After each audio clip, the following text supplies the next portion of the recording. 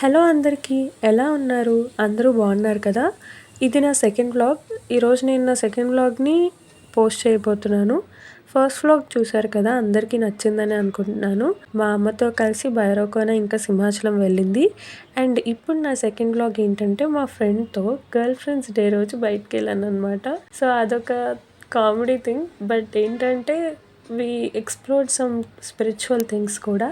టెంపుల్స్కి వెళ్ళాం. సో ఆ వ్లాగ్ని ఈరోజు మీకు చూపించబోతున్నాను. Hope you like it. Let's start our video. Every Saturday నాకు చాలా స్పెషల్. కృష్ణుడి మాల వేసుకొని పూజ చేయడం, హరే కృష్ణ హరే రామ మంత్రాన్ని 108 టైమ్స్, ఇంకా వీణా వెంకటేశం 21 టైమ్స్ జపించడం నా అలవాటు. మొన్న సాటర్డే ఈవినింగ్ 5:30కి నా ఫ్రెండ్ లక్కీతో కలిసి పెందుర్తిలో ఉన్న ఉత్తరాంధ్ర తిరుపతికి వెళ్ళాం. కొండను స్లోగా ఎక్కుతూ దారిలో కబుర్లు చెప్పుకుంటూ నేచర్ని ఎంజాయ్ చేస్తూ వెళ్ళాం. అయితే ఈరోజు ఇంకో ఫన్నీ కోఇన్సిడెన్స్ కూడా.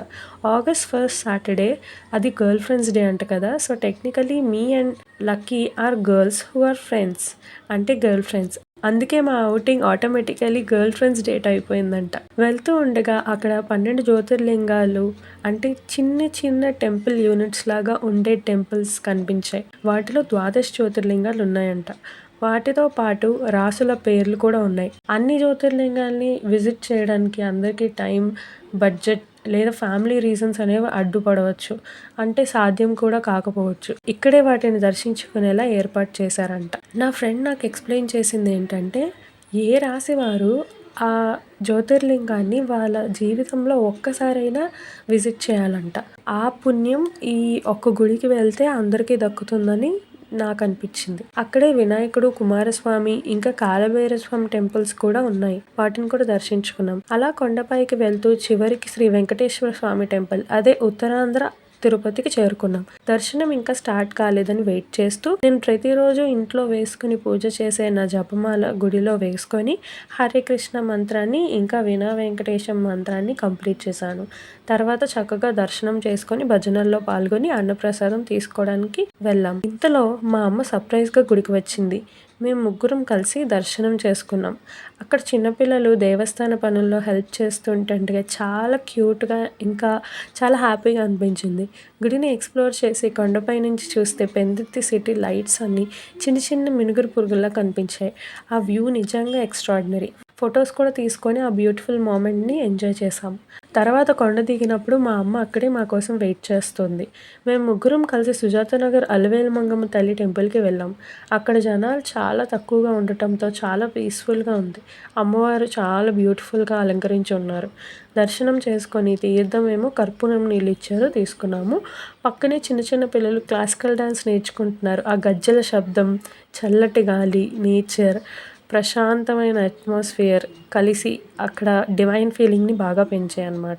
తర్వాత అమ్మ స్కూటీపై వెళ్ళగా నేను లక్కీ స్లోగా అలా ఫొటోస్ తీసుకుంటూ కబుర్లు చెప్పుకుంటూ రిటర్న్ అయ్యాం. తర్వాత ముగ్గురం కలిసి వచ్చేసామన్నమాట. So beautiful Saturday filled with devotion, friendship, family, fun and unforgettable memories. ఇది నా సెకండ్ వ్లాగ్. నా ఫస్ట్ వ్లాగ్కి ఇచ్చిన లవ్ అండ్ సపోర్ట్ లాగే ఈ వ్లాగ్ని కూడా ఎంజాయ్ చేస్తారని ఆశిస్తున్నాను. Thank you for watching and supporting.